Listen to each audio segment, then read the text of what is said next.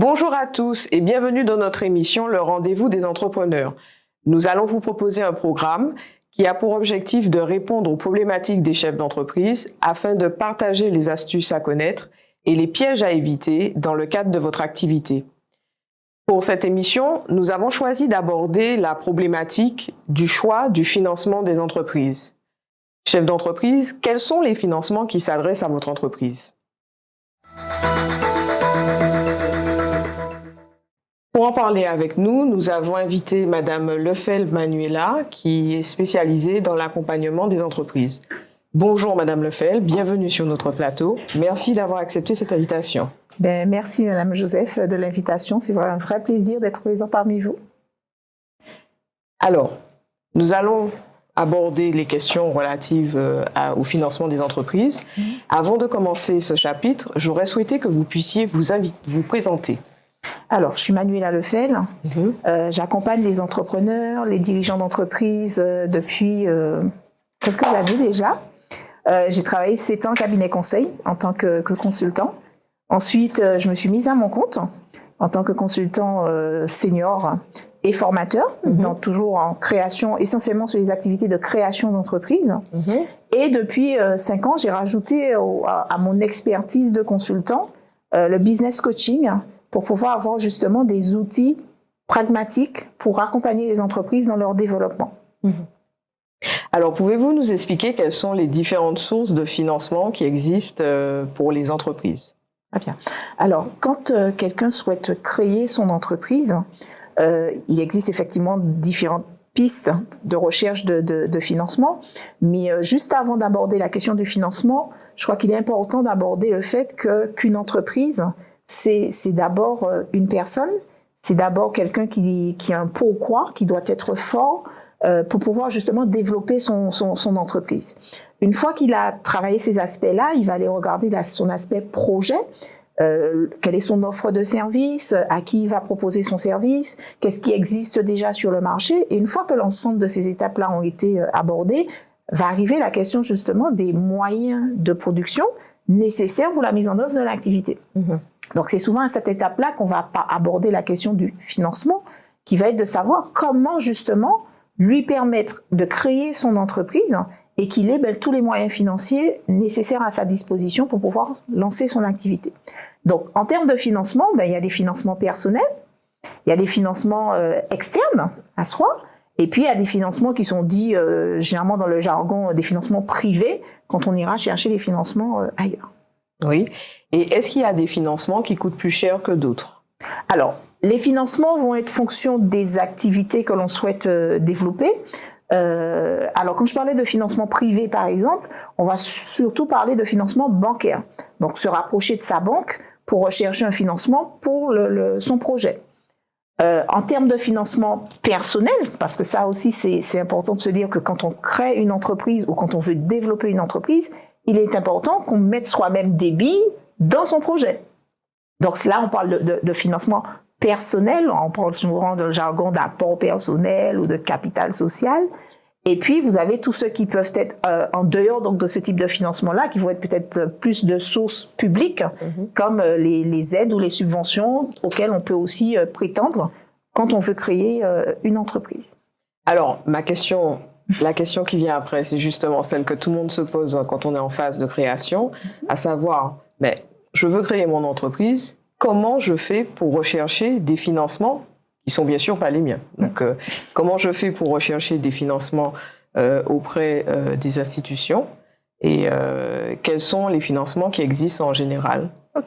Donc, aujourd'hui, en matière de financement, il y a des dispositifs qui sont quand même assez bien balisés. Donc, on a notamment la plateforme Z-Étoiles qui a été mise en place par Martinique Développement, qui permet donc de recenser l'ensemble des dispositifs qui peuvent exister. En quelques mots, il faut savoir qu'il y a 2 niveaux quand on recherche des aides. Il y a ce qu'on appelle les aides aux porteurs de projets. Donc, ces aides-là vont être liées à la personne. Et puis, vous avez les aides qui, elles, vont être attribuées à l'entreprise. D'accord? Donc, quand on regarde la partie personnelle, c'est-à-dire attribuée aux porteurs de projets, mais par exemple, il faut savoir que vous avez un dispositif pour les jeunes de moins de 31 ans qui ont un projet d'entreprise qu'on appelle le projet initiative jeune. qui est une des spécificités d'Omienne et qui existe encore et qui a une enveloppe qui est encore abondée, avec une particularité cette année où il y a en plus de cela de l'accompagnement maintenant de ces porteurs de projets-là. Donc c'est un dispositif qui est porté par la DITS, et donc il y a déjà ces projets-là, on est bien sous de l'aide à la personne, donc aux porteurs de projets. Ensuite, vous avez des organismes comme Initiative Martinique Active qui proposent des prêts à taux zéro, qui là aussi sont des prêts à la personne pour pouvoir accompagner dans le financement de son projet. Donc, sur l'aspect personnel, il y a tout ça, et puis il y a aussi le microcrédit, qui, avec une initiative où on en parle de plus en plus aujourd'hui. Vous avez donc ça aussi qui existe à titre personnel. Après, sur des aspects plus entreprise, on ira plus du côté de la collectivité territoriale, qui elle aussi a un dispositif particulier pour l'accompagnement des entreprises. Ah ben, en tout cas, les créateurs d'entreprises, ils ont de quoi se financer, et en plus de leur apport personnel. Quand une entreprise est en développement, donc ça y est, j'ai créé mon entreprise, je veux me développer, je veux faire des investissements, est-ce qu'il existe des aides à ce niveau? Alors, la particularité des dispositifs d'aide, c'est qu'ils interviennent dans la phase de création, mais aussi dans la phase de développement. Alors, une aide comme par exemple le PIGE, la particularité du projet Initiative Jeune, c'est qu'il doit être demandé avant la création de l'entreprise. Les autres aides peuvent être demandées avant la création ou une fois que l'entreprise elle est créée. Donc, on a aussi bien des dispositifs création et puis des dispositifs développement. Donc, il faut savoir que c'est vrai que je crois que l'écosystème de l'accompagnement en Martinique a quand même bien pensé les dispositifs de telle sorte qu'on puisse intervenir à tous les niveaux de développement de la structure. Alors, avec la particularité, c'est de savoir que la phase de création, c'est considéré, c'est les 3 premières années. Oui, tout à fait. Et au-delà de 3 ans, c'est considéré comme du développement généralement. Au-delà de ça, il y a une question qui revient souvent chez les chefs d'entreprise, c'est j'ai besoin d'embaucher quelqu'un, est-ce que j'aurai une aide et quel type de contrat je dois faire pour avoir cette aide? Alors, il existe également des accompagnements en termes d'aide sur l'aide à l'embauche, que ce soit au niveau du pôle emploi ou au niveau de la collectivité territoriale.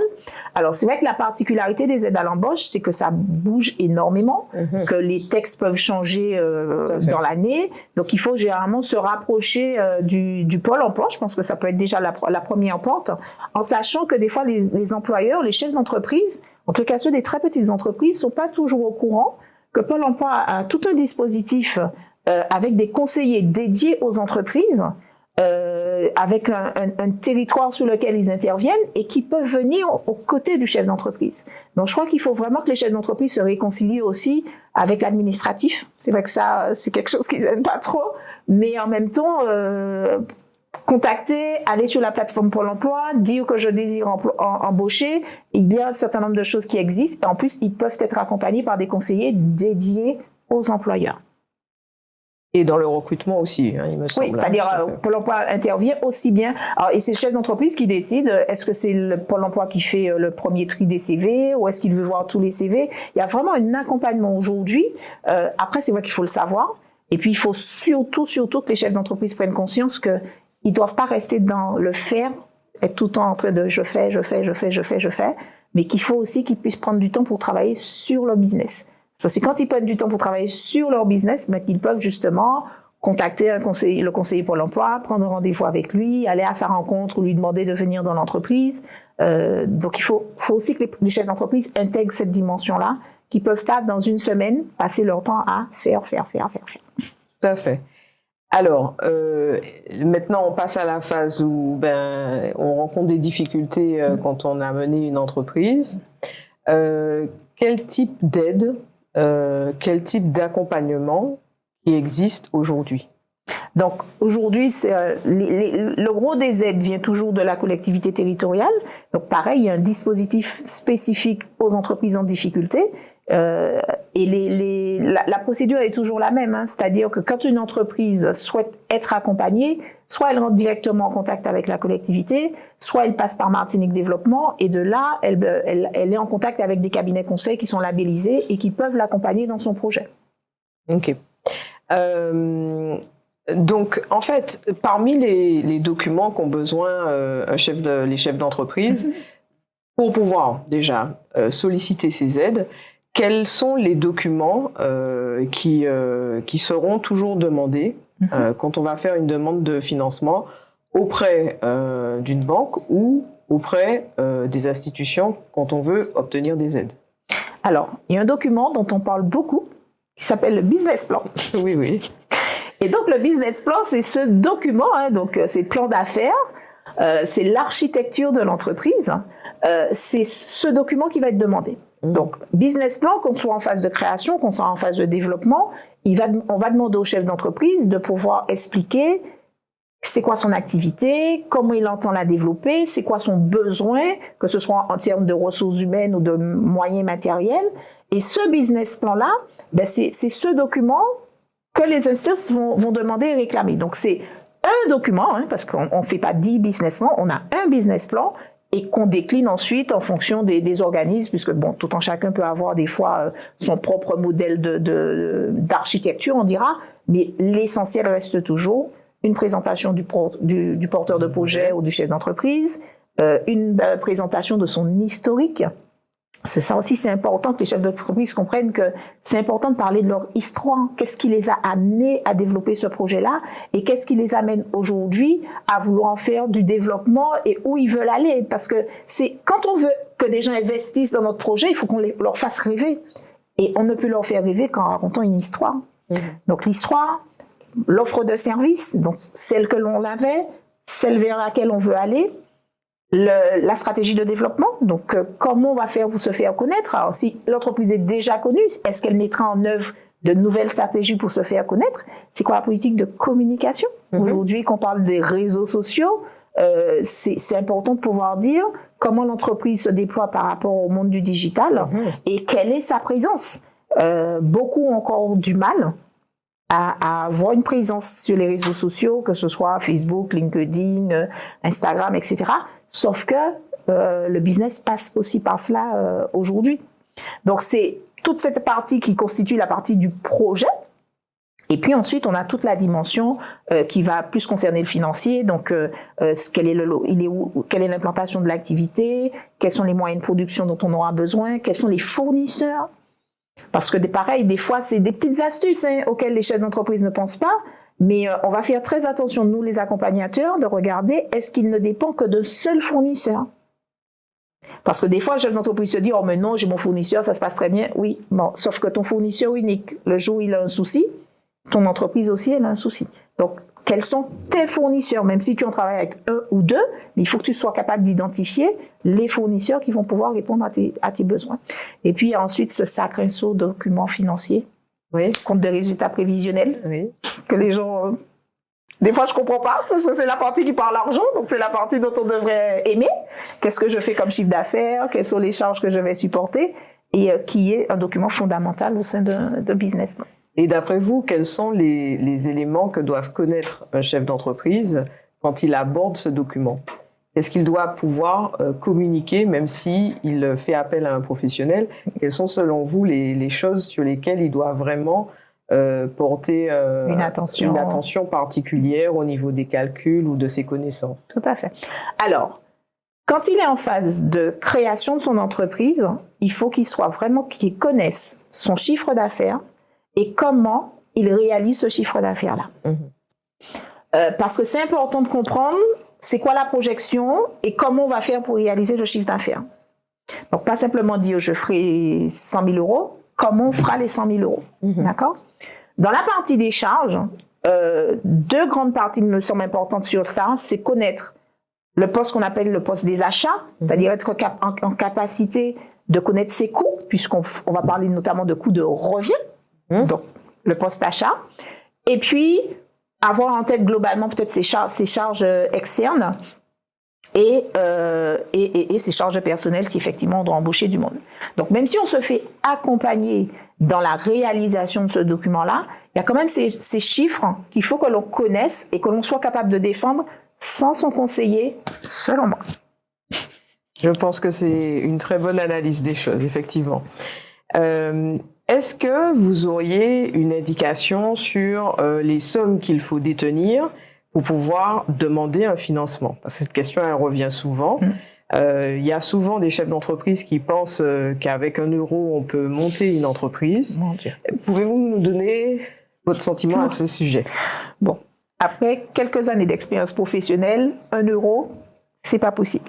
Alors, comme j'explique aux clients souvent, ce qu'il faut comprendre, c'est que quand vous allez lancer l'activité, vous devez être en capacité de payer votre frais de téléphone, payer le carburant pour aller faire vos démarches, acheter peut-être de la matière première parce qu'il faut lancer une activité. Alors même si c'est une activité de service, c'est une activité, je sais pas, comme du conseil, il faut quand même être en capacité d'acheter des rames de papier, de l'encre, etc. Donc on peut pas démarrer avec 1 euro. Ça, c'est pas possible. Bon. Ce qui est important, c'est connaître quel est le besoin d'investissement que j'ai et compte tenu de ce besoin-là, combien moi je mettrais. Alors c'est vrai que dans le langage courant, on va être entre 15 et 20%, et c'est vrai que plus le montant va augmenter, plus on va approcher des 30%. Mais sur des petits projets, on peut très bien, sur un petit projet, être entre 15 et 20% d'apport personnel par rapport à un global. D'accord ? Alors, il faut savoir que les aides, comme par exemple les aides qui sont données à titre personnel, ce sont des aides qui viennent justement augmenter l'apport personnel, puisque c'est une aide qui est donnée à titre personnel. Donc, ça peut vraiment permettre d'atteindre ces 20%. Mais j'insiste sur le fait que je ne crois pas au fait de créer une entreprise, de dire moi je mets rien et de dire les autres vont mettre pour moi. Pour moi, en tous les cas, personnellement, je n'accompagne pas comme ça. Quitte à ce que trouver, demander à la famille, faire un sous-sous, aller planter des tomates et puis les récolter dans 3 mois et puis avoir un apport personnel, on peut pas venir en face à un banquier ou face à une commission, même si c'est des subventions, et se dire aidez-moi, mais moi je mets pas d'argent dedans. Donc là, il faut surtout comprendre qu'il y a une question de, comment je veux dire, de confiance. C'est est-ce que toi-même tu as confiance dans ton projet? Parce que si tu crois dans ton projet, que tu as confiance, exactement, tu vas y mettre des billes. Si tu ne mets pas de billes, pourquoi quelqu'un d'autre y mettra des billes?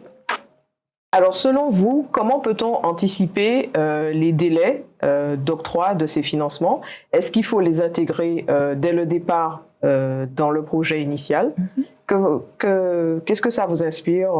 Dites-nous, qu'est-ce que vous en pensez? Alors, il y a une vraie réalité qui est effectivement qu'il y a un temps d'instruction des demandes quand on s'adresse à une collectivité, et que ce temps d'instruction-là, il faut l'intégrer dans la construction de son business plan, donc en particulier dans ce document qu'on appelle le budget de trésorerie, où justement, on va peut-être pas pouvoir mettre qu'au départ, on aura l'aide, il y aura peut-être 2 mois, 3 mois, 5 mois, 6 mois, et à ce moment-là, proposer à voir avec sa banque comment elle peut nous accompagner pour tenir compte de ce délai-là. D'accord ?